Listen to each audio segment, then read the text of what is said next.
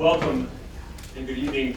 My name is Zach Karanovich, and I'm the Graduate Research Assistant here at the Bwazzi Center. Thank you for attending this evening's panel discussion, Do the Democrats Have a Religion Problem?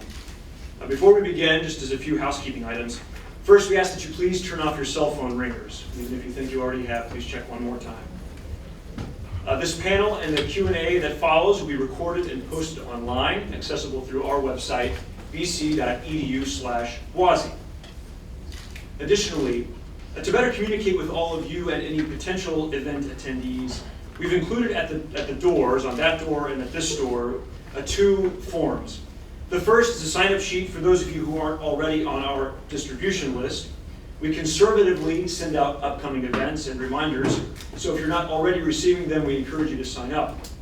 The second is a small tally sheet that asks, where did you hear about this event?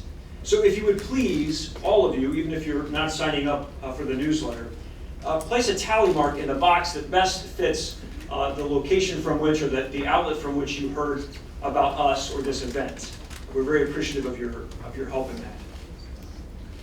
Before introducing our speaker, we'd like to make you aware of a couple of the closing events for this fall and the first event for the spring as we kind of make the turn. This semester's final lunch and colloquium will be held on Wednesday, November 6th at 12 o'clock until 1:15 at the Bwazzi Center.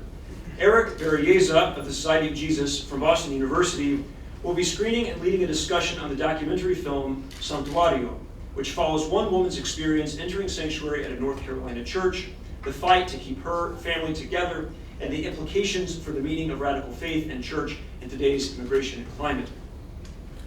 Our first event in the spring, this is a save the date, will be the screening of the documentary Revolution of the Heart, the Dorothy Day Story, a film by Martin Doblmeier of Journey Films. For those of you who are friends of the Bwazzi Center, you'll recall that Mr. Doblmeier has been with us before for screenings of his documentaries, most recently Backs Against the Wall, the Howard Thurman story, which won a Regional Emmy Award for Best Documentary Film. So we strongly encourage you to attend in the spring. For our lunch and colloquium, we require an RSVP. We request one for all other events, which can be done on our website. But it's free. And it's free. Everything is free. Where you can find information about these and all our events, past, present, and future, bc.edu/Bwazzi. And as with all other institutions you know and love, please like us on Facebook, follow us on Twitter and Instagram. And now it is my pleasure to introduce to you the director of the Bwazzi Center, Mark Massa. Thank you.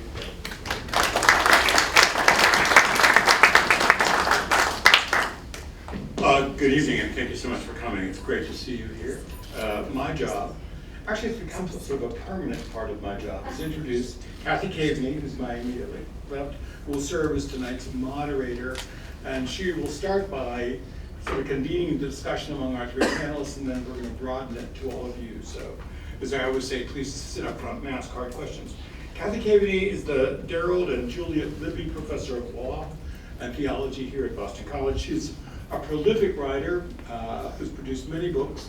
She just returned as a fellow at the Library of Congress, where she's writing a work on complicity in wrongdoing, which draws on theology, philosophy, law, and history. Her previous book, Prophecy Without Contempt, won all kind of awards.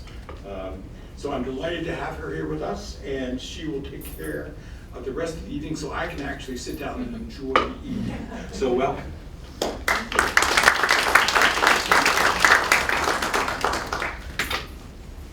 Well, welcome again on this cold, raw, late fall afternoon to discuss an important question. Do the Democrats have a religion problem? During a recent town hall for Democratic presidential candidates hosted by Human Rights Campaign and CNN, which focused on LGBTQ issues, Beto O'Rourke called for religious institutions that oppose same-sex marriage to lose their tax-exempt status. He said, and I quote, "There can be no reward, no benefit, no tax break for anyone that denies the full human rights and the full civil rights of every single one of us. And so as president, we are going to make that a priority, and we are going to stop those who are infringing upon human rights of our fellow Americans." Other Democratic candidates, however, including Elizabeth Warren and Pete Buttigieg, distanced themselves from O'Rourke's remarks. But conservative and religious media pounced. They suspected that Beto said what most Democratic candidates actually believe in their heart of hearts, even if they wouldn't say so. But it isn't just religious conservatives who worry about Democrats and religion. An organization called Catholic Democrats performed an analysis of tweets. Now you can ask whether you should analyze tweets, but that's a separate panel discussion, by Democratic presidential candidates in the aftermath of the El Paso shooting massacre, focusing on how many times and how many of them mentioned prayer or religious sensibility in response. It turns out that 15% mentioned prayer, 20% mentioned prayer and heartbreak, 50% mentioned heartbreak but not prayer, and 15% mentioned neither heartbreak nor prayer. So 65% of tweets by Democratic candidates after the massacre did not use religious language in their responses to a national tragedy and outrage. Are they subtly and perhaps unintentionally moving toward a dominantly secular frame? Does this matter at all, or are we overinterpreting? Do the Democrats have a religion problem? This is an important issue, and we have a terrific panel to help us think about it. Our first speaker is Mark Silk, who is the founding director of the Leonard E. Greenberg Center for Religion and Public Life at Trinity College in Hartford. In June 2005, he was also named director of the Trinity College Program on Public Values, which comprises both the Greenberg Center and a new institute for the study of secularism in society and culture. Professor Silk has had a varied and distinguished career, making a mark as a scholar of medieval history, a magazine editor, and as a journalist working in the field in Atlanta. Professor Silk is the author of Spiritual Politics, Religion in America Since World War II, and Unsecular Media, Making News of Religion in America, as well as co-editor of Religion by Region, an 8-volume series on religion and public life in the United States. He also serves as a regular columnist and a fascinating columnist for Religious News Service. Next, we'll hear from someone who will help us make sense of the politics of it all. Peter Skerry is professor of political science at Boston College and non-resident senior fellow at the Brookings Institution, where his research focuses on social policy, racial and ethnic politics, and immigration. He has been a fellow at the Woodrow Wilson International Center for Scholars in Washington, D.C. He writes on politics, racial and ethnic issues, immigration, and social policy. His writings have appeared in a variety of scholarly and general interest publications, including Society, the Journal of Policy History, the New Republic, Slate, the Wilson Quarterly, National Review, and other papers. His book, Mexican Americans, The Ambivalent Minority, was awarded the 1993 Los Angeles Times Book Prize. His most recent book is Counting on the Census, Race, Group Identity, and the Evasion of Politics. His current project is a study of the social, cultural, and political integration of Muslims and Arabs in the United States. And our final speaker is Michael Sean Winters, who is a fellow at the Greenberg Center and the author of Left at the Altar, How Democrats Lost the Catholics and How Catholics Can Save the Democrats, in 2008. His biography of the Reverend Jerry Falwell, God's Right Hand, How Jerry Falwell Made God a Republican and Baptized the American Right, was published by Harper One in January 2012 to critical acclaim. He writes a column called Distinctly Catholic for the National Catholic Reporter, which features acute commentary at the border of religion and politics and society. His engaging, trenchant, and witty writing has earned him numerous awards from the Catholic Press Association, to the point where I personally feel rather sorry when I see the list of his competitors every year. The struggle of the event is simple. The structure of the event is simple. Each panelist will take 5 minutes to answer the question, 1, do Democrats have a religion problem? In the second round, each of them will turn in turn to the question, what, if anything, should the Democrats do about the problem, or at the very least, about the perception of a problem? We will then turn to broader discussion among the panelists and between the panelists and the audience. Thank you very much for coming, and it's up to you, Mark, to lead us off. So my threshold question is, do we talk from here or there? Wherever you want.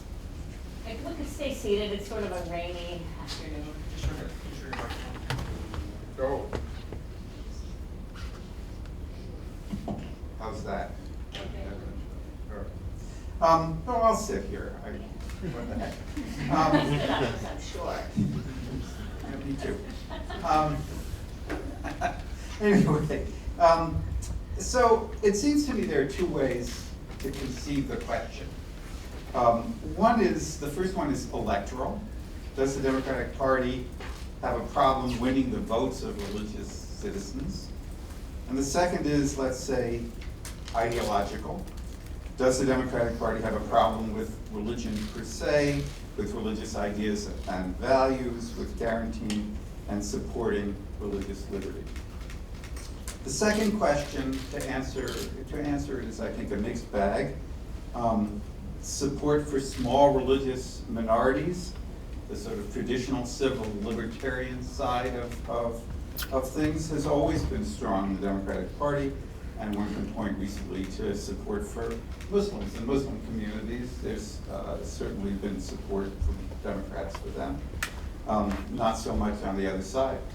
When it comes to faith-based support for the Democratic agenda, fighting poverty, supporting immigrants, and so on, again, there's no problem. It's, of course, on the neuralgic culture wars issues that Democrats seem, at least to some people, religiously tone deaf. There's abortion and the efforts of the pro-life movement to restrict it in a range of ways. There was the Affordable Care Act's contraception mandate. There's LGBTQ rights and the degree to which individuals and/or businesses should have a religious liberty right to be exempt from certain anti-discrimination laws. I'm sure we will be discussing these issues and how Democratic candidates for president and other offices are currently handling them. But what I want to focus on here in my first round is really the first question and the emergence in particular of what is commonly called the God gap. At the beginning of the 1990s, and by God gap, what we generally have meant is one way to conceive it is the proclivity for people of any religious background who say that they attend worship services once a month, once a week, now it's once a month, but once a week, to vote Republican. That's been the common way of measuring it. And if you take the entire universe of people who say they attend services once a week, the gap was about 5 percentage points in 1990, a very small differential between Republican and Democratic voters. By the year 2000, the gap was 20 points. So by a range of 60 to 40, all those people who said they worship once a week, 60% of them were likely to vote Republican versus 40% for Democrat, based on exit polls. This began to be a concern to Democrats, and why the rise in the 1990s is worth pondering. Bill Clinton was president. He wasn't particularly radical on religious issues. He was a strong supporter of the Religious Freedom Restoration Act. He he instituted Don't Act, Don't Tell in the military. He said he thought abortion should be safe, legal, and rare. So it was a moderate position, but nonetheless, and I think one would say because of the rise of the religious right as a permanent force in American society and its capture of religious folks, this gap became increasingly important.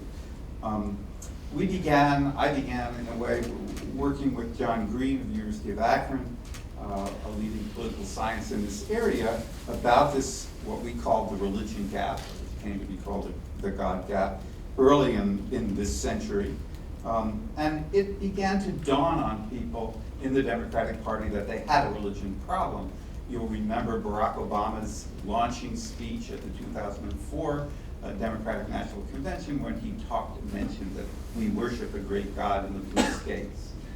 This was an acknowledgement that some people might think that in the blue states they did not mention worship a great God. Or I should say awesome God, to get the quote right. John Kerry, who by New England standards was a pretty observant religious Catholic, but pro-choice, ran into the so-called wafer wars in 2004. But when Howard Dean,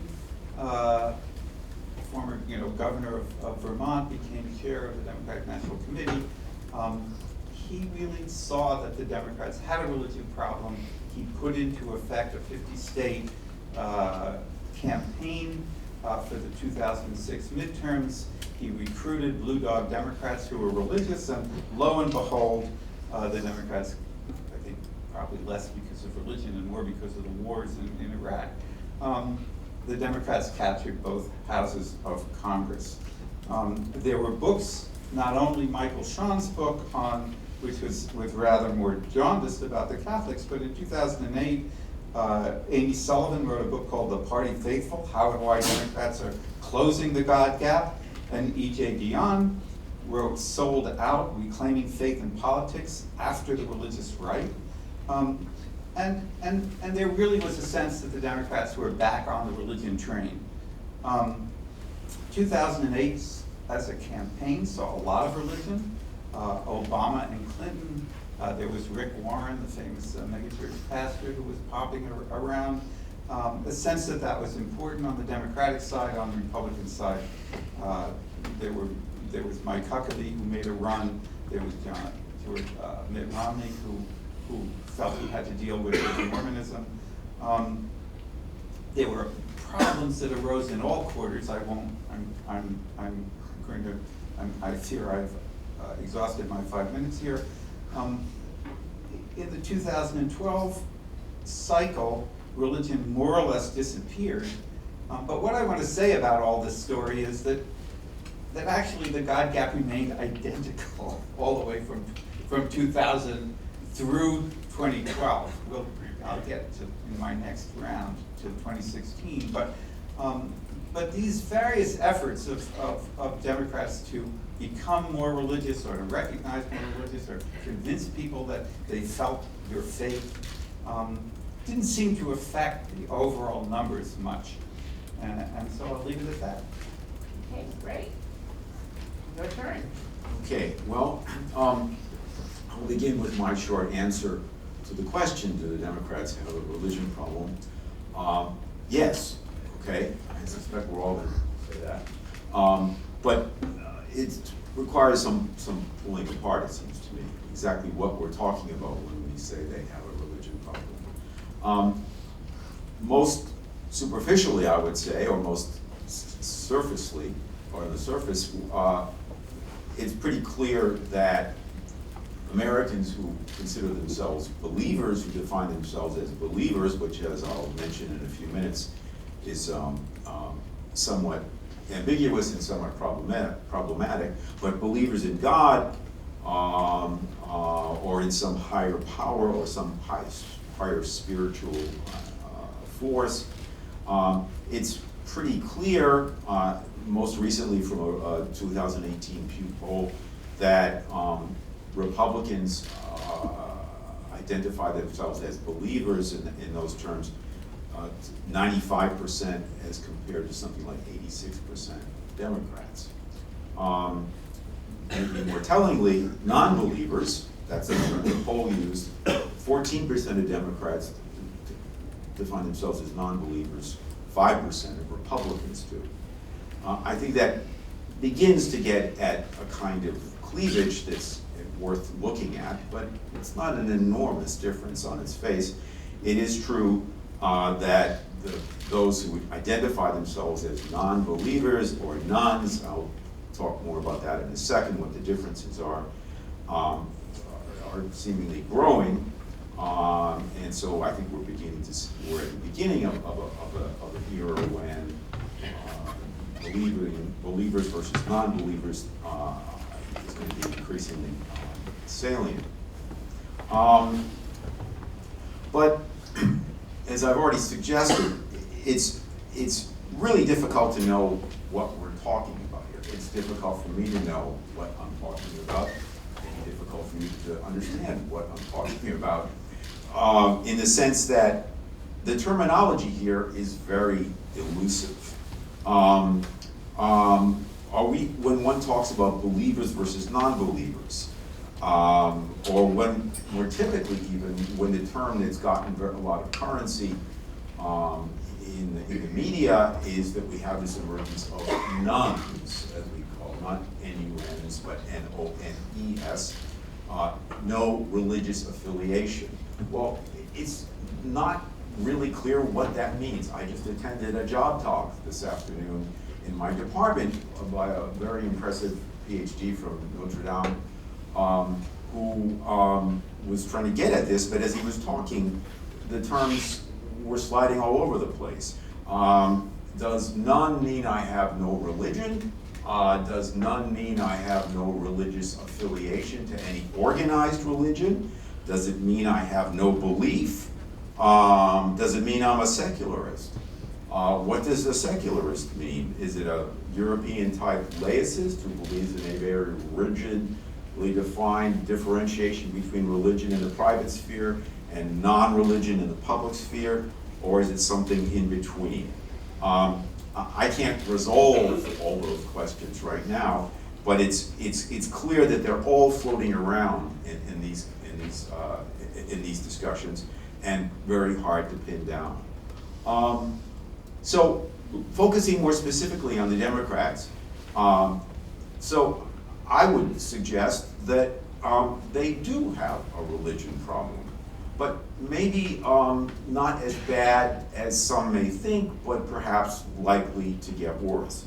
The most obvious one is that blacks and Hispanics, who are now pretty clearly, firmly in the Democratic fold, are very strong believers, much more so than their Anglo-Democrat counterparts. And they're much more socially conservative. That's a potential problem, I would say. By the way, one could also point to Muslims, who are fairly strong believers, socially conservative, but they've tended to overlook that issue in recent years because the Republicans have made it kind of easy for them to overlook that issue. The difference between Democratic Party positions and Muslim social conservatism matters. So, but there is this cleavage, especially blacks and Hispanics in the Democratic fold, and I think we see it with Pete Buttigieg right now, where he's having clearly problems in South Carolina and elsewhere, attracting blacks to his candidacy very clearly and somewhat explicitly because of his homosexuality and his marriage to a man, which clearly poses problems for many African Americans. But despite that, my hunch is that that particular set of issues is manageable. It has been manageable for the Democrats, and I suspect it will continue in the short term, at least through this cycle, to be fairly manageable by sleight of hand, by addressing broader economic issues, and so forth. But what I would want to turn to now is the fact that aside from surveys and so forth, I think the basic reality is that among the nuns or the unaffiliated, however we want to define them, or the secularists, or if you want to put it the way somebody on Fox News would put it, a rabid secularist or some such. I think the problem gets more intense, and I think it's going to get more intense. I think the evidence of first of all, the secularists or the non-believers or those who are strong secularists in the Democrats tend to be activists, or they're more prone to being activists. They tend to be better educated. They tend to be the types who would get more involved in politics.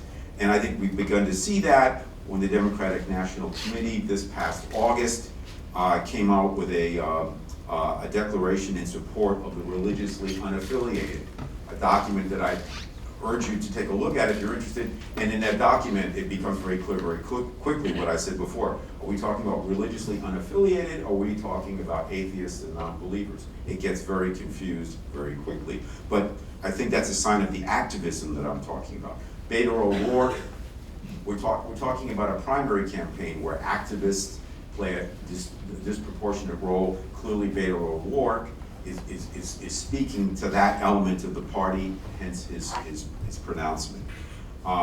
So I think we're going to see more evidence of this.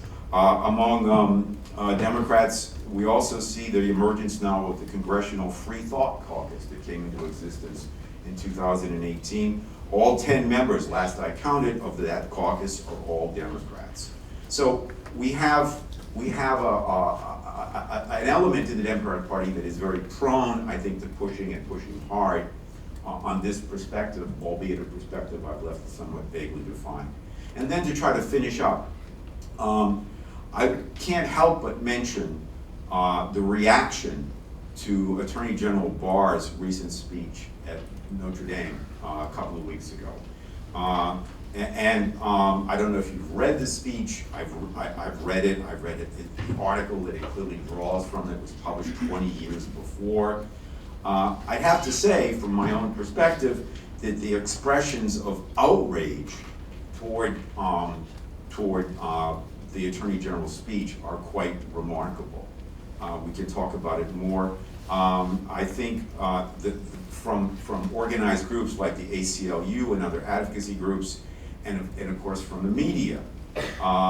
Now, those aren't part officially of the Democratic Party, but that's clearly that's clearly part of the world that we're talking about, and the kind of pushback against Attorney General Barr's comments. You don't have to agree with them, but the kind of umbrage that was taken, I think, is quite extraordinary, and I think that is a bellwether of what we're likely to be seeing more and more in the future. Great. Sorry if I went too long. That was interesting. Thank you. Michael John. So I will disagree a little. The answer is no. Do Democrats have a religion problem? And I think this gets to a big problem, which is even our nomenclature we tend to get wrong. White evangelicals have a religion problem. They have sold out large portions of the gospel in order to adhere to Donald Trump's presidency. That's a religion problem. The Democrats have a political problem with religious voters, but that's not the same thing as having a religion problem. Let me use another example. In 2008, John McCain was asked in a primary debate, do you believe in evolution? And there was a very long pause. And although I never had a chance to ask him before he died, I'm willing to bet he was not in that pause weighing the scientific evidence. He was thinking of the political consequences given the fact that the Republican base and white evangelicals overlap so enormously. Now, we're all enlightened Catholics, so if I asked this room, do you believe in evolution, you would all say? Yes. No! No one believes in evolution, it's science, that's the whole point. You don't have to believe in it. You demonstrate it. So if we if we have troubles with this kind of nomenclature, Joe Schmo, is going to be at a loss, and also then very susceptible to demagoguery. I think the reluctance for Democrats to speak plainly about religion was fatal in two campaigns, John Kerry's and Hillary Clinton's. And in both of those campaigns, there were repeated efforts to get them to talk about their faith, informing their values, and they declined, albeit for different reasons, and they lost. But I also want to say that reluctance to speak plainly is not just in public. In 2015, before the Holy Father was coming to this country, the Vice President convoked a couple of breakfasts with some Catholic opinion makers, and I was invited to those, and everyone was sort of saying, well, you might want to use the word solidarity, and you might want to mention Laudato Si, and no one at the table said, you know, the people who invited the Pope, the Catholic bishops, think your administration is sticking its finger into the eye of the Catholic Church at this moment. Is there anything you could do on that? Now, I said that toward the end, and everybody kind of looked like this, you know? So if you're in a private meeting like that and you're not willing to speak up and just call a spade, well, should we be surprised that they think we don't matter? I think the other part of that is do not underestimate the degree to which there is an ignorance of religion among the elites. I think, Peter, you were touching on this. So I'll give you an example of this. In 2003 to 2004, I was working on Wesley Clark's campaign. He was had been the Supreme Allied Commander in Europe, best job title in the world. I was on the speechwriting team. And we were talking about how we break through with religious voters, and I said, well, you know there's a common lectionary. And of the 6 or 7 speechwriters, not one except myself knew what a lectionary was.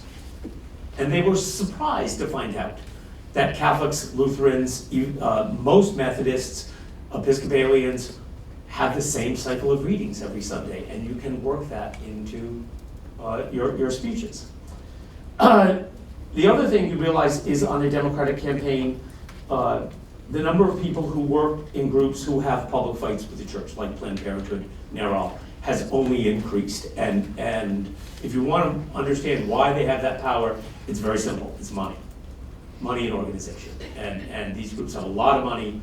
And now it's not enough. Christian Gillibrand ran as the pro-choice candidate, and she was the first person to drop out because it wasn't enough. But woe betide any Democrat who, even at a level of like city council, wants to run as a pro-life person. Unless you're in Louisiana, you'll remember in Omaha, there was a pro-life candidate for mayor who actually had a shot at winning. And NARAL went ballistic. And, you know, and shame to Democrats who were going to campaign for the guy. Guess what? The Republican won. So I think there's also, we have to own some of it. There are some Democrats who speak about these issues with contempt, but not prophecy, to turn the title of your book. And I have heard from NCR readers over the years, I've been there 10 years, definitions of conscience which strain belief and basically reduce it to whim. And that's not what conscience is. And so we have to, you know, take on the Catholic left, have to take some responsibility for a certain intellectual flabbiness that we have not, I think, engaged in issues as strongly as we should. Also, a lack of philanthropy. Catholic left guys and women will give to the soup kitchen. They'll give to the homeless shelter, but they will not give to intellectual apostolates, to publications, things like that. And conservatives, if you're a young grad student and you're conservative and you identify yourself and you've got some talent, someone will swoop in and you will have a career track. And that does not happen on the left. How bad is the ignorance on the left? When I was a speechwriter, our chief speechwriter, I'd done an op-ed for General Clark, and he gave it back to me, and he had circled in red the phrase "new birth of freedom," and in the margin written, "Is this some Catholic thing?" And I said, "No, it's the Gettysburg Address." He's now a member of Congress. That's kind of scary. And then the last part of this I'll wrap up with is the effect of mainstreaming. So you hear people, and because I think I'm the only one who's worked on campaigns, I can resolve this issue of people will say on the one hand, Catholics decide elections, which is true. And on the other hand, there's no longer any such thing as a Catholic vote. You did have a Catholic vote when you had a Catholic ghetto. Once we moved in after World War II into the suburbs, it became more important what kind of car that you drove than what kind of church you went to. And the significance of Catholicism in the lives of most Catholics began to wane, and we became rich. You know, the decline of religion in America, I was having coffee with someone here at BC before this, and he said, you know, you said something a long time ago about, you know, the rise of secularism, the decline of religion. It's not hard to figure out. We got rich. Like, and Catholicism has become like an upper middle class club for people with conservative sexual ethics.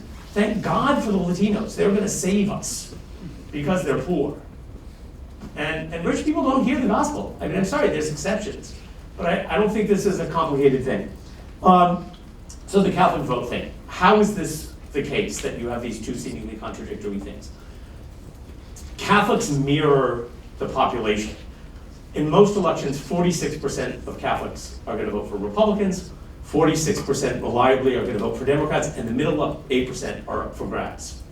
So if you're in a campaign, and you're on a Democratic campaign, you are not going to run ads in your get out the vote effort on gospel radio or EWTN, because you'll be reminding 5 Republicans to vote for every 1 Democrat you're reminding to vote. If you're running as a Republican, you're not going to take out an ad in NCR or the Jewish Forward for the same reason. You're reminding a bunch of Democrats to vote, not a bunch of Republicans. Catholics straddle that. We mirror the electorate. And so whoever does it, and the other quality of Catholics is we are overrepresented in swing states. So if you have been to some of the, I think the most fascinating counties this year are the swing counties that voted twice for Obama and then for Trump. Like, how is that possible? And sometimes the swings were really large. And what were they voting? They were voting for change.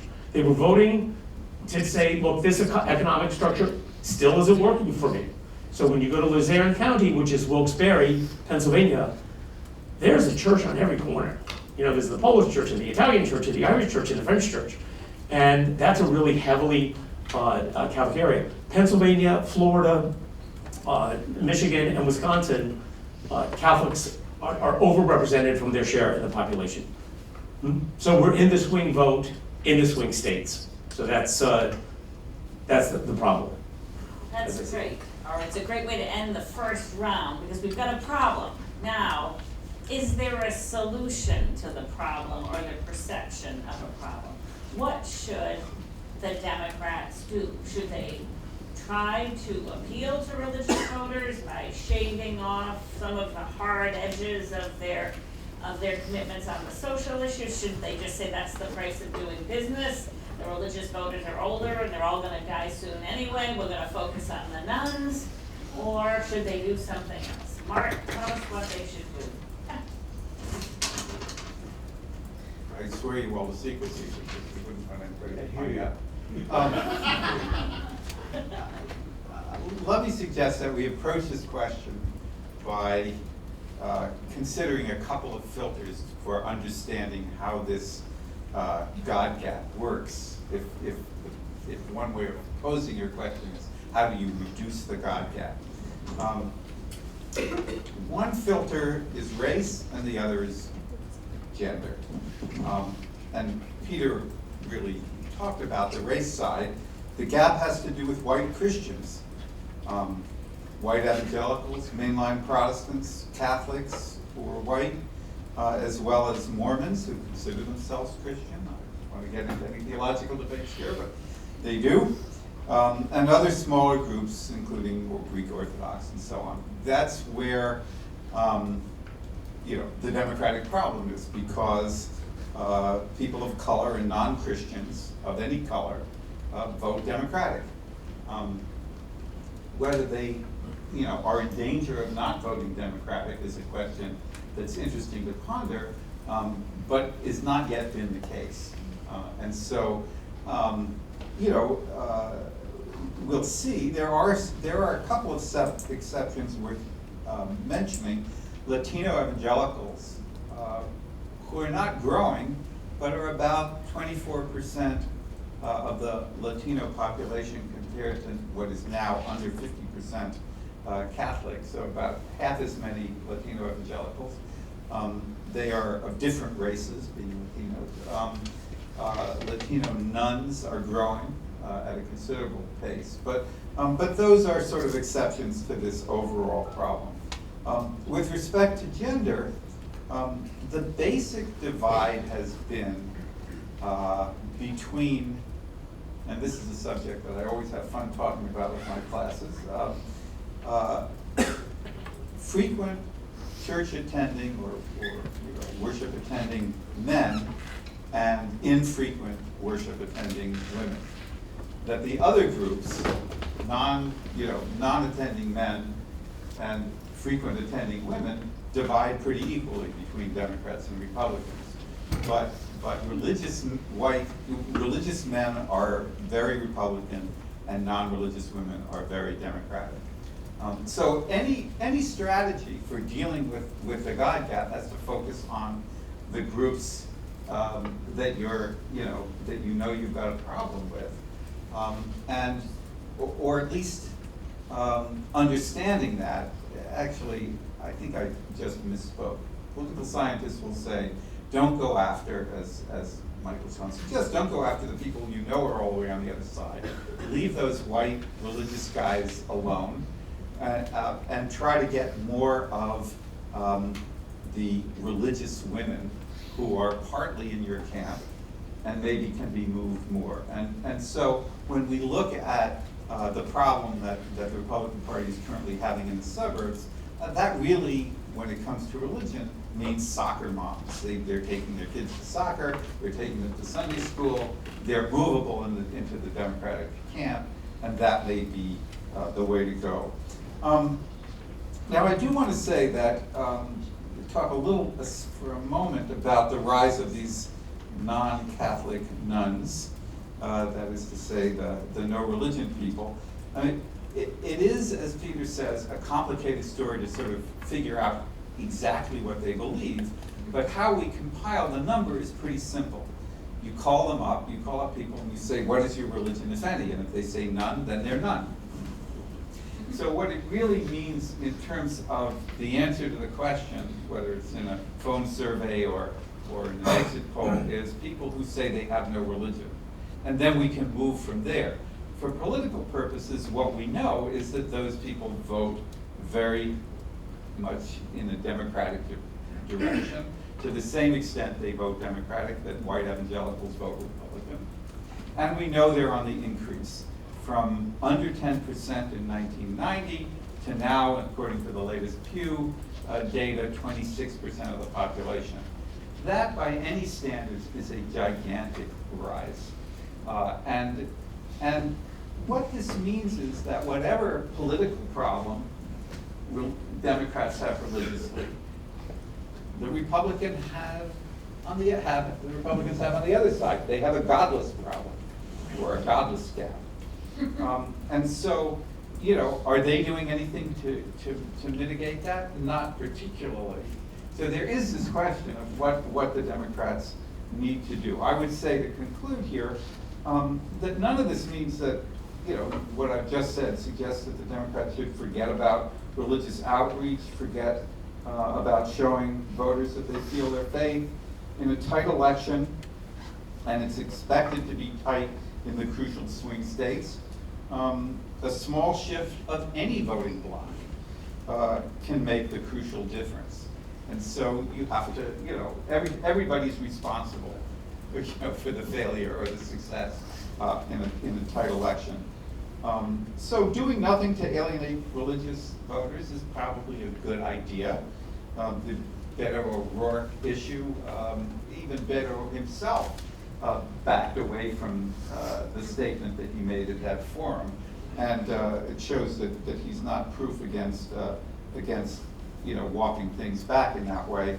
I don't really see a downside in the Democrats being friendly about religion. The nuns aren't going anywhere else. If there is a third rail, it's what Michael Schoen mentioned, is the abortion issue. It's the third rail on both sides, probably more serious on the Democratic side than the Republicans. You can still be a Charlie Baker, you can still be a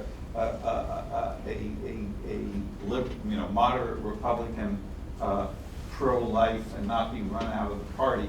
Although I think increasingly that's become difficult. Maybe not in Massachusetts, but I think in Connecticut at this point, to run as a Republican who's pro-choice, which is something that was done up until quite recently, has become impossible. So I'll leave it.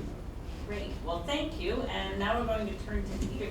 And in addressing what you think the Democrats could do, maybe you can address a question I have, it's almost a premise of the whole discussion. When we talk about religious voters, most of the time what people think of is conservative religious voters, people who are opposed to abortion, are opposed to LGBTQ, are opposed, are on the right-hand side of the culture wars.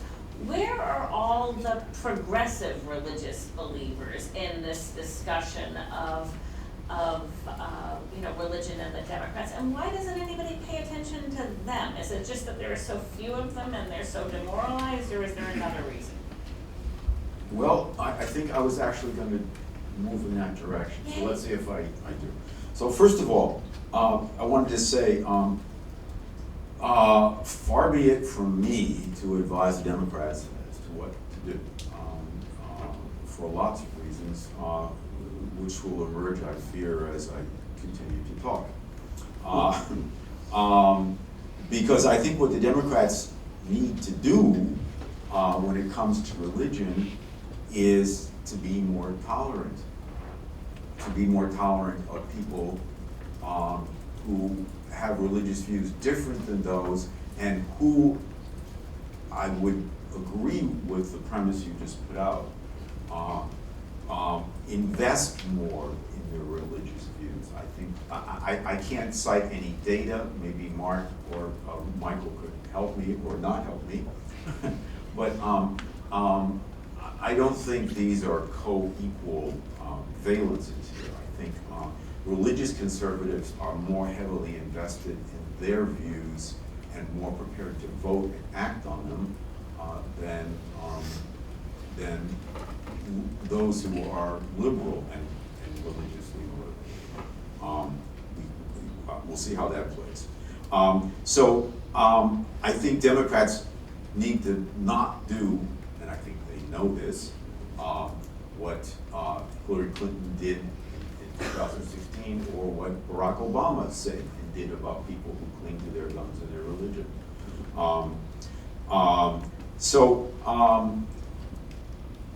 But I want to connect this to something Michael said about, and it does connect. It's not clear to me why Republicans have a religion problem and Democrats don't. Because as I understand the Democratic position on religion, especially Catholic Democrats, I think it begins to get at what I just said. The Catholic Democratic perspective on religion is essentially, I think, what John Kennedy laid down in Dallas in 1960. It's that, my personal views as a Catholic don't seem to be all that important to me, at least in some issues when it comes to abortion. Okay, that seems to be that is the party line. I don't think that's particularly compelling or believable. I think it's rather thin, and I think many Americans perceive it as being opportunistic. I don't know why that isn't a problem. By the way, I certainly think the Republicans have all sorts of problems. I mean, how they can justify, how Christian evangelicals and fundamentals can justify supporting Donald Trump, boggles the mind. So I'm not, this is, an equal, I see it on both sides. So I just, abortion is even the best example to me of the sort of opportunism of most Catholic politicians on this issue.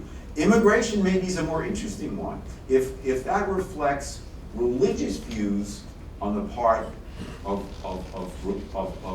those who are hostile to, say, the Trump administration's perspective, who have a very strong perspective that we should be generous and open our borders to many parts of the world. I don't know how much that's informed by religion. I know that religion is brought in, certainly among Catholics, to defend that position. I'm just not convinced that religion is at the base of that, which to me speaks once again to a kind of, I don't mean to be so edgy about it, but it's a kind of opportunism that I see on the Democratic side, of relying on religion when it's useful and not relying on it when it's not useful. I think for better or worse, and maybe I should stop here before I make any more problems for myself, that I think for better or worse, among Republicans, religion, among believers, is much more part of a holistic perspective of the world that is more integrated into their worldview. And I'll stop there. Okay, so we've got a really interesting set of questions on the table. We'll ask Michael Sean to continue his comments by focusing on what you think the Democrats should do, but I also have a particular question for you. It's not as if the U.S. bishops were utterly neutral from 2000 until even now in their kind of framing of how Catholics should vote, in the interjections made by some prelates, really, which looked as if they were steering people away from the Democratic Party and toward the Republican Party. Do you think, one, that has had an effect on the religion issue, the behavior of the Catholic bishops? And secondly, do you think Pope Francis's interventions and his emphasis on the importance of welcoming the widow, the orphan, and the stranger as an integral part of the tradition, so not just I'm going to cover it over, but a central part of the tradition, do you think that's had an effect on the Democrats? It is. Thank you for the setup. Great minds think alike, because the church needs to change, not just the Democrats. And so you undoubtedly do have, for the last 20 years, the dominance at the Bishops' Conference and all that flows from that. Kind of structurally, this reality that they've become an arm of the Republican Party or the Becket Fund or the National Right to Life Committee, and are in such lockstep that it's been embarrassing at times. And I will be clear, part of the problem there is lay staff. It's not just hierarchy and clergy. So there was a new head of the DC Federation of Labor, and I called the head of the DC Catholic Conference and said, let's go over and talk to the guy. And as we're going into the building, he says, well, I used to go to their fundraiser every year. And then the chancellor, who was a laywoman, told me not to bother. Well, Cardinal Wuerl, when he found out this, he was furious. Cardinal Wuerl's from Pittsburgh. He grew up in a union household. He never told to stop, reaching out to labor. Who was a Republican business person, she had said that. So the church has to get its act together. And I'm very, and I have this fight with my NCR colleagues all the time, because part of NCR's tradition is they want more lay involvement and lay leadership in the church, especially after the sex abuse crisis. I am terrified of lay leadership at this moment in time, because the left is small and the right is big and is really well financed. And if lay people have choice of pastors or bishops, I'm not going to have the money Carl Anderson is going to have, and he's going to be picking all of it. So be careful what you wish for. I think if we don't make those changes as a church, then the Democratic Party, and I've heard this from people, why bother? Why would I bother to engage religious voters if they're just going to make my life difficult? On the other hand, this gets back to what I said at the beginning. I think we Catholics have to be a little bit more stiff-necked, and this kind of picks up on the point you were making, Peter. Which is, if we look like we'll drop our beliefs at the drop of a hat, just to be convenient or not to have an awkward moment with a politician, well, why would they respect us, right? And what we bring to the table is I think, the most consistent moral stance and evaluation of political and social and economic issues that's out there. You can be a Catholic Republican, you can be a Catholic Democrat, but you can't be a Catholic Libertarian. Like, you can't just say, oh, it's up to your whim or your decision. We as a culture and a society have to wrestle through what's right and what's wrong. And a culture that's not willing to do that has already sold itself and is in a really bad way. And the way I like to talk about this, and have been for years, which you may remember Cardinal Dolan used at one of the Al Smith dinners. It was the one with Senator McCain and then Senator Obama. Is Catholic social teaching means this: you stand with the uns. If you are someone who is defined by our society by what you lack, you are unemployed, you are uneducated, you are unborn, you are undocumented. That's who we have to stand with. It's not hard. And that's amazingly consistent. But it also makes you politically homeless. Like, where, and because of the salience of the abortion issue, I think most observant Catholics just gravitate with a lot of leadership from the bishops and some cultural warrior bishops who are the most loud and get the most media attention, certainly. It's created this problem that we're trying to dissect today. Okay, before opening it to the audience, I want to sharpen the debate a little bit, because, on the one hand, you've got strategic issues. You have, how can the Democrats include people and win the election back from Trump? But at its heart, you could say, at least for some Democrats and for some Catholics, there's a moral clash. But it's a moral clash on both sides. If you're somebody who is committed to, because you don't believe, either where human life begins in the abortion issue, or that there's an obligation on the part of a woman to carry an unborn child to term, you think that this is a women's rights issue. Why should you accommodate people who are working against that? Same thing with LGBTQ.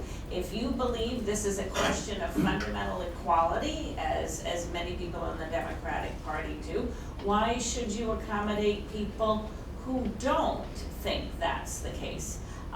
So how do you recommend, and of course, not all Catholics, because Catholics are divided about what the law on abortion should be, quite divided, and some polls say they're more pro-choice even than any other religious group within mainstream Christianity. You've got the same moral question on the other side. Why should I work with someone who has a fundamentally different moral view on key social issues of the time? And what answer do you think the Democrats should give to that that's principled and not simply strategic? I'll start with Mark. You're asking me to give advice to the Catholics? I'm advising to the Democrats. Oh, to the Democrats. I'll let Michael give advice to the Catholics. I think that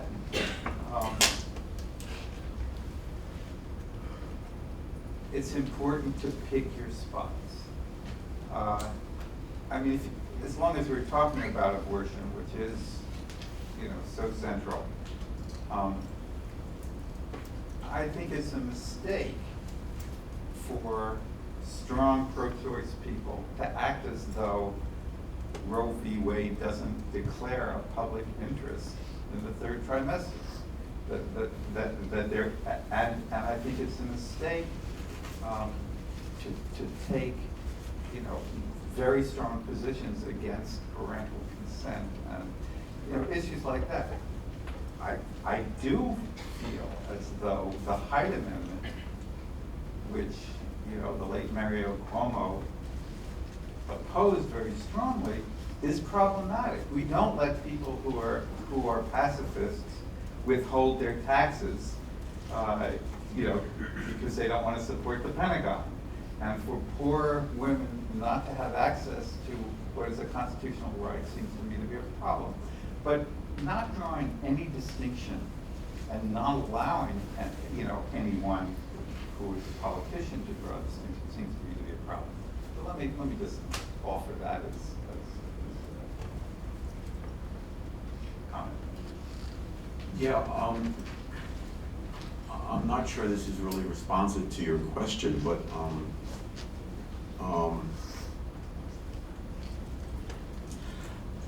it seems to me that we have a fundamental problem in the United States today. This seems obvious, but it's what I'm going to say, of treating those who disagree with whoever we are, whatever group we consider ourselves to be part of, or whatever issue or identity is most important to us, as fellow citizens, and who deserve a hearing, and whose motives ought not to be viewed as suspect from the get-go. Of course, that's hard to do if your views are religiously inflected and you have a sense of certainty about your moral and religious beliefs. Although I'm not at all convinced that in contemporary America that those who are most self-righteous and most assured of their views are necessarily religious either. I'm not sure that's a very adequate answer to your question, but let me also say that when Michael laid out the various uns, to me the biggest and most important un in contemporary politics is that large segment of Americans who feel unappreciated, and they're not poor. They're not colored. They're not people of color. They're not minorities. We all know who they are. They're the people who are white, working, lower middle class, and also some upper middle class people. Not all people who support Trump are struggling economically, but they feel marginalized by our culture and by our elite institutions.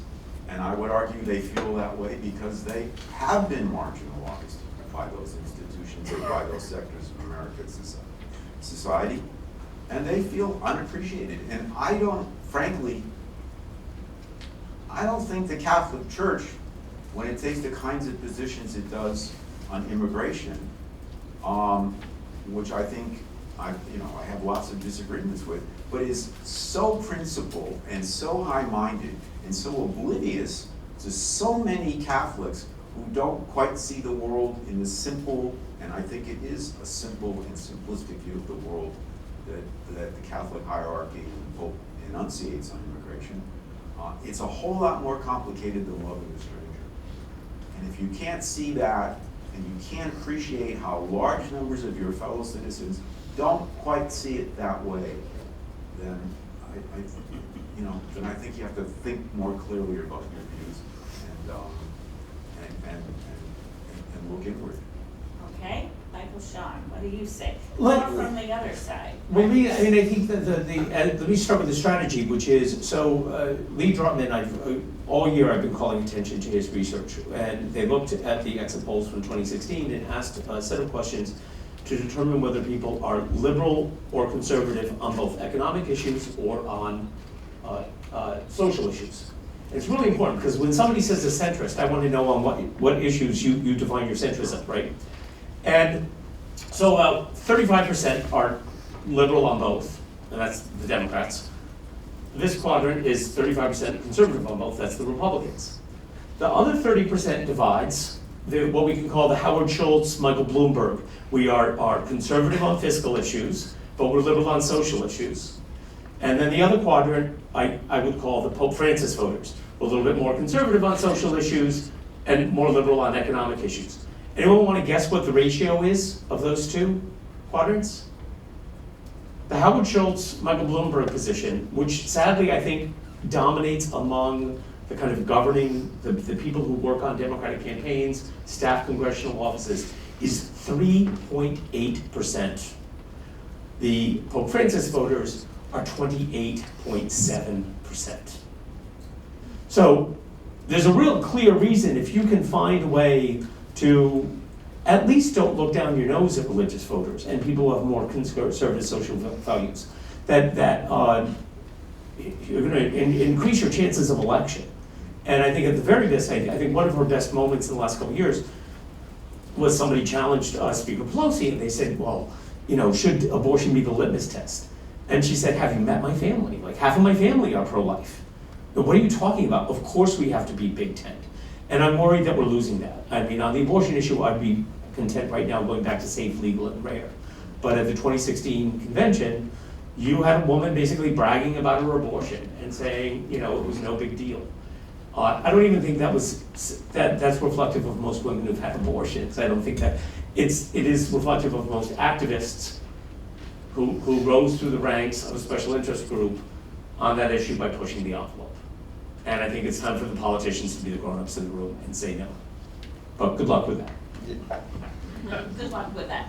All right, well, we've got plenty of fodder or tinder, depending upon how you frame it, on the ground here. Wonderful thoughts. Any questions from the audience that people would like to? Do we have a mic? Somebody's passing the mic. Yes. Well, I have a problem with making abortion. It's only one issue. I think we have to broaden what pro-life means.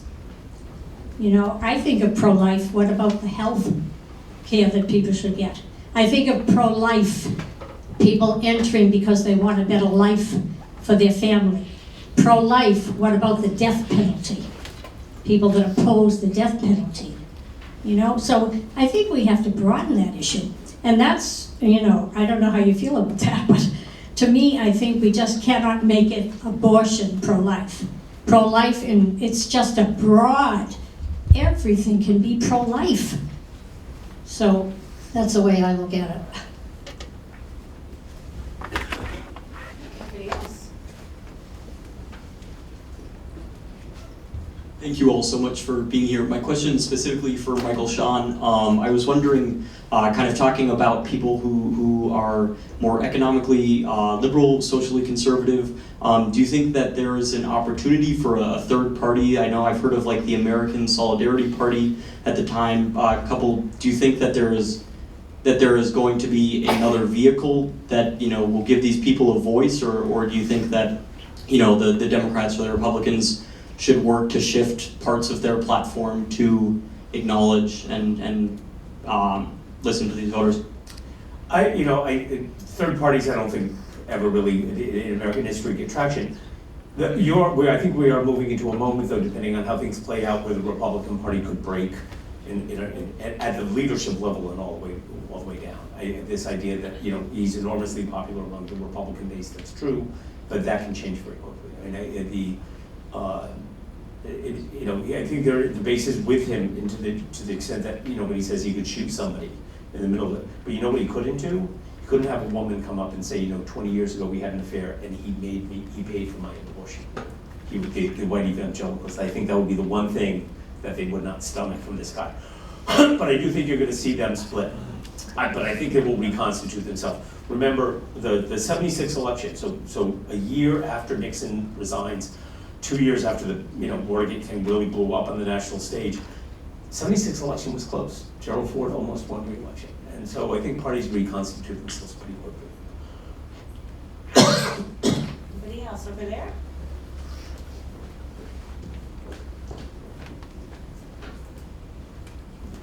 So no one has brought up the issue of Israel or Jerusalem or the Middle East and religion issues. I just wondered if that's in the scope of the discussion. Okay. I'll say a word about that.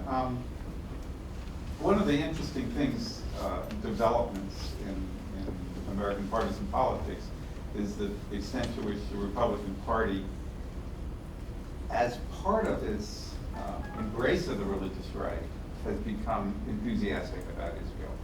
So, there are many more evangelicals than there are Jews. Evangelicals know even less about Israel than American Jews do, about what goes on internally. And so, you know, when President Trump inaugurated the quasi-embassy in East Jerusalem, the two rabbis he had were kind of evangelical Christian rabbis. I mean, you know, so it's really an odd feature of our politics. And I mean, just to mention one other thing, this very odd dual loyalty comment of his not long ago, where he suggested that the Jews are showing insufficient dual loyalty to Israel as well as the United States by not supporting Republicans. You know, it's going to be interesting to tell. I don't think, you know, given we don't know how our election is going to turn out. It looks like Bibi Netanyahu may not be the next prime minister of Israel. But it's a tough neighborhood over there. And there are very few, there's not much of an Israeli left. So I think the whole question of Israel, it's very hard to figure, you know, to sort of parse American foreign policy in terms of the parties at this point, because the current administration is so erratic. And I mean, that's to say President Trump is so erratic. It's hard to know where everything, you know, cashes out. I mean, how does, you know, anyway, I want to go on, but all of this is to say, I don't think I have a clear line on where you know, all of this comes out. I mean, maybe you could. I want to say one thing, that there's only one thing that scares me more than a second term for Donald Trump, and that is the rise of anti-Semitism on the American left. And I had no idea of this. I call myself an Ella Grasso Democrat. She was the first female governor elected in her own right in the country. Governor of Connecticut was pro-labor, pro-Israel, and pro-life. But it was in 2004, and we started going to these Democratic town committee meetings in the congressional campaign I was working on. And we had these comments, which started as, you know, it's perfectly fine to criticize the actions of the Israeli government, but within a matter of seconds, it was descending into the most classic anti-Semitic tropes. This is a recessive gene in Western culture. It continues to, it has, you know, it is there. If we think we licked it, we are wrong, and it terrifies me. Well, as somebody who spends a lot of time thinking about and talking to Muslims in America, I guess I'd also, I was thinking of Congresswoman Omar's questioning of Elliot Abrams about 9-10 months ago. Elliot Abrams is former Assistant Secretary of State and now in the Trump administration and the envoy to Venezuela, trying to an envoy to address what's going on in Venezuela. For those of you who may not know who he is, he's a prominent Jewish American neoconservative. Yes. But be that as it may, the way he was questioned by Congresswoman Omar, I thought was rather chilling. And just the way she mispronounced his name and the accusatory tone, which I don't think she's representative. I don't think her colleague, Congresswoman Tlaib, either is terribly representative of Muslim Americans. Any Muslim American woman would get up in public and use the F word the way she did, or mother F word. I was stunned. I just can't imagine that playing very well among Muslim Americans, albeit I can imagine them blocking their ears because she's their champion. All of which is to say that there are some troubling possibilities. You said anti-Semitism is recessive gene in Western culture. Well, it's not just Western culture, and it will be interesting to see how that dynamic plays out in the Democratic Party.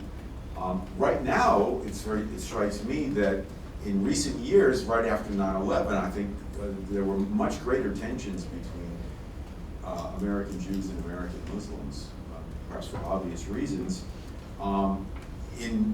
Since Trump has emerged on the scene, I think there's been a discernible sort of rapprochement between American Jews and American Muslims. Why do you think? Well, I think two things. I think that Muslims, if they had any doubts about their ties to Democrats, and there's lots of reasons why they might have second thoughts about Democrats, but they're rather uniformly social conservatives, I think Trump has kind of pushed them more firmly in the Democratic fold. And at the same time, I think it's a similar dynamic among Jews who fear the kind of movement that have put him into the White House has got strong anti-Semitic components to it. So they're rather, not all Jews feel that way, obviously, but many do. And I think they see themselves needing allies and any port in a storm. And I think they understand that there's some basis for a more positive relationship with Muslims. I mean, I think one could put it very quickly, succinctly, by saying that, given Western history, when Christians are on the march, Jews and Muslims can run in the opposite direction. Well, yes. Oh, Okay, back here, sorry. So I'm wondering, I think especially among the Democrats, less so among conservatives, but if you're a Christian Democrat, for instance, it's really unorthodox and sort of frowned upon to use religious justification for any of your political ideologies. So I'm wondering how you speak as a religious person on the political sphere, especially if you're whatever faith in Democrat, and how you can integrate that into your political ideologies. There's a big exception to that rule, which is in the black church. And it's why you have people like William Barber and so many spokesmen from Jesse Jackson once upon a time, who look to the black clergy to actually be those voices. Because in the African American community, there isn't that reticence to speak out of religious conviction, and I think in a way, and it's something we haven't mentioned, but the consistent way in which white Democratic politicians have done religion and continue to do it is to show up in black churches on Sunday. That's given, and in a certain sense, Barack Obama served that purpose. He was the perpetual black voice of religion. If he was, United Church of Christ, and is. But anyway, that's a brief answer to how but I think it's been a crutch for white Democrats to sort of, let the black ministers do it. Do you think we'll see another kind of concerted outreach the way Obama did to religious groups? He had a Catholic Advisory Council, other groups, out of the next Democratic nominee, or do you think that's going to be something that's just not on the table? It continues this question. Tomorrow I happen to know that there's a group of progressive Democratic leaders who are, I think, meeting first with somebody from the Biden campaign and then somebody from the Warren campaign. I think there's been some initial outreach, not a lot. I think that, not just for religious voters, but I can tell you the Warren campaign is light years ahead of the others in terms of their outreach to black opinion makers, Catholic opinion makers. I mean, across the board, they've just been very, very aggressive about that. And that is very much a reflection of the candidate who will pick up the phone and cold call people and say, I want your opinion on this. Great, okay. Spiritual selfies, we might call it. Yes. I wonder if there has not been really, there was a reference to the bishops, but there hasn't been really a lot of discussion about sort of the internecine wars going on within the Catholic Church and between conservatives and liberals. And I'd be interested to hear perspectives on how that is influencing the secular campaign as well, given all the vitriol, particularly online, between conservative Catholics and liberal Catholics. I think that's. Okay, this came up today on an editorial call, and they were like, well, everybody's accusing each other of being schismatic. And I was like, there is a definition in canon law of what it is to be in schism. And it is to deny the authority of the Supreme Pontiff and those in religious authority. And it's really, I'm mangling the exact definition. So these more Catholic than the Pope, being more Catholic than the Pope used to be a joke until Francis came in. And all of a sudden, so it's very, very strange. I think you will see very serious efforts in the next year or two to really make sure, like, mainstream conservative organizations and media outlets are not mainstreaming fringe ideas, but actually creating a border. I think there was just a meeting of the dicastery for communications. The most famous part of that was the Holy Father invited Jim Martin in for an audience, the next day, and the situation at EWTN was discussed at that meeting, and specifically Raymond Arroyo, and I guess Michael Warsaw, the CEO, who was an advisor to that dicastery, was made to feel very, very uncomfortable, to which I say good. There are also, I think, the most important Episcopal appointment this year is going to be the next Bishop of Birmingham, Alabama, where EWTN is headquartered. So I think we'll see how that plays out. I think there's, to get to united with the earlier conversation, Pope Francis has given the Catholic left and Catholic Democrats a whole new lease on life. To re-engage. The problem we face is somebody who's been away from the church for 20 years, sees Pope Francis, hears who am I to judge, says, I'm going back to Mass, and guess what? Pope Francis ain't preaching that day. He's not in the confessional. And they get somebody who's wagging their finger and wearing a cassock and a beretta, this is something but I throw that right back on liberals and say, pray for vocations, produce vocations, get your children into seminaries. Let's not get, the church is worth fighting for. Okay, yes. I have two questions. Is that Sorry. The mic's back there. Oh, Just a minute. okay, but Come back to you, I'm Steve. sorry, I'm messing up here. I pointed at you, but the mic is back there. Okay. Go ahead. Go ahead. Okay, thank you so much, all of you, for speaking. I have a question. So I'm a deeply, deeply religious person. I'm not Catholic. I'm a member of the Church of Jesus Christ Latter-day Saints, and I'm super interested in becoming involved in politics. My religion informs me in that way. I'm a registered Democrat, but I would never be willing to come out as a candidate and say I'm pro-abortion. And so I feel stymied in my desire to, how am I supposed to run for political office? How am I supposed to be successful in that way without having someone say I'm being opportunistic or checking my religion at the door, because it informs all my political views. So I'm just curious. Yeah, I feel a little bit threatened by some things Elizabeth Warren has said, although I do want to vote for her and had her husband as a law professor, But so I'm just curious, what would you say in terms of my political future? How should I run? Just a quick question to clarify for you. Are you saying you're actually pro-choice or you're actually pro-life on the abortion? Oh, sorry, I misspoke. So I'm pro-life. Okay. Yep. I was gonna say, it's a flippant answer, but move to Utah. That's a flippant answer. Take it back. It's, at some point, there's a group called Democrats for Life. And it's a little bit fledgling. A lot of the kind of more values voted voters on the left have fledgling organizations.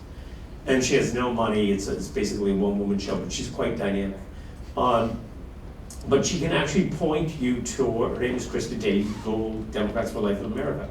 There are pockets. I had a state rep in Maryland who, was not going to be 100% with the pro-life thing, but was pretty much for a Democrat in a Democratic district. She was and she got away with it. I'm not sure how. There is the governor of Louisiana, who we hope will win re-election. There are pockets. Massachusetts is probably not one of those pockets.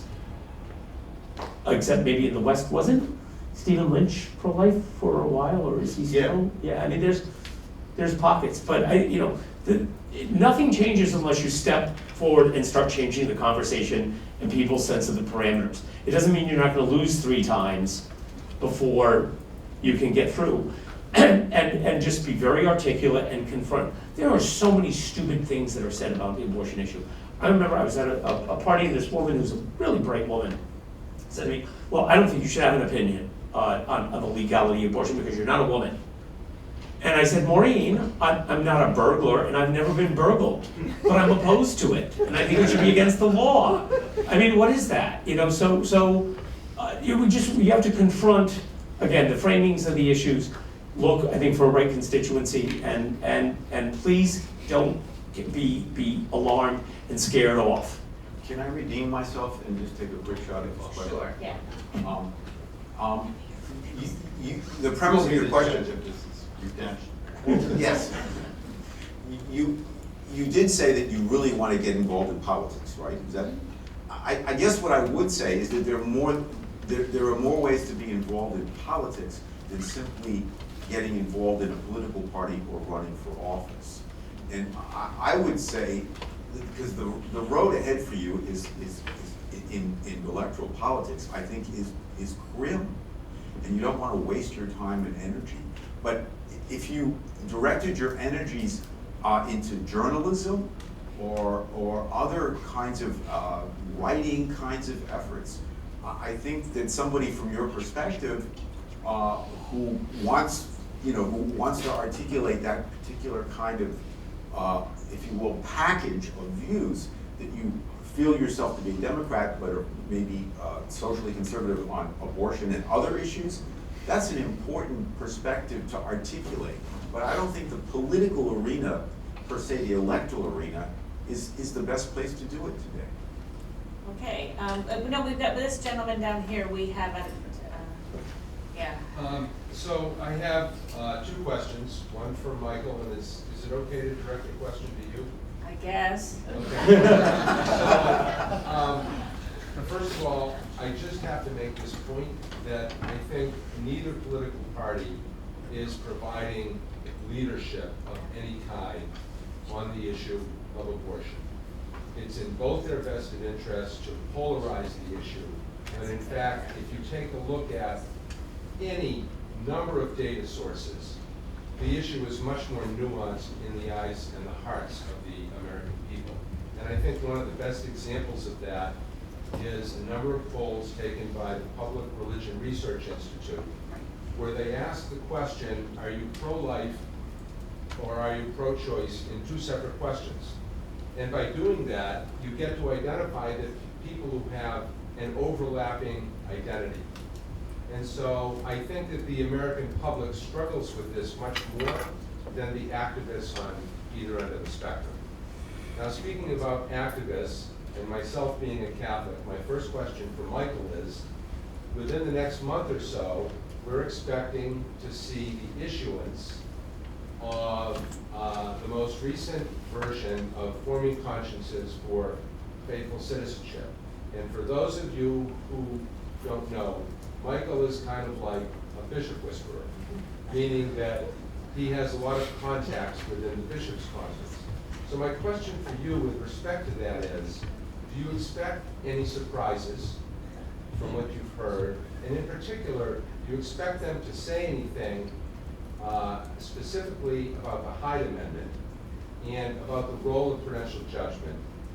And speaking about prudential judgment, and your point about we have to educate ourselves more, what advice would you give a voter who's trying to weigh 2 moral issues in their mind?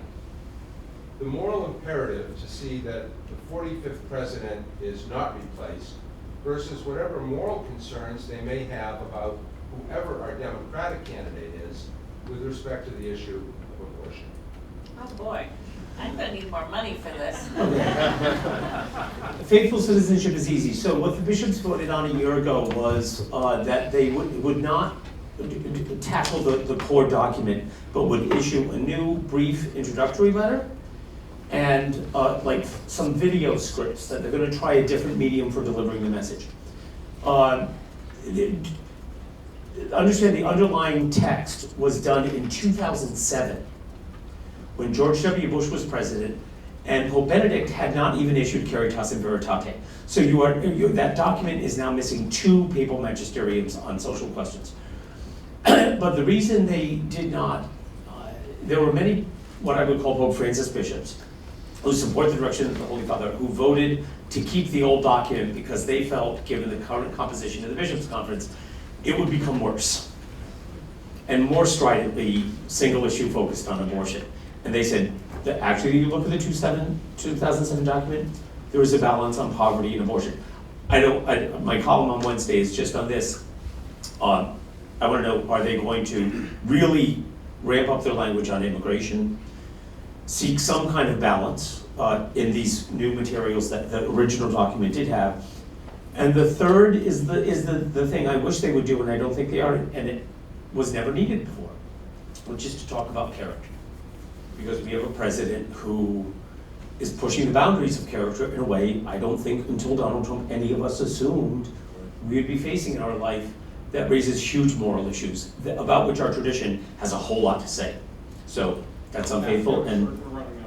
Yeah. Okay, I would just say I totally agree with the emphasis on not just issues. The big problem with the document is it emphasizes just issues. We have to talk about competence, we have to talk about character, we have to talk about connections, and I did that in a chapter of Laws, Virtues, which came out in 2012. So there you go. All right. I'd like Your assignment for next time. I'd like to ask you all to join me in thanking our distinguished and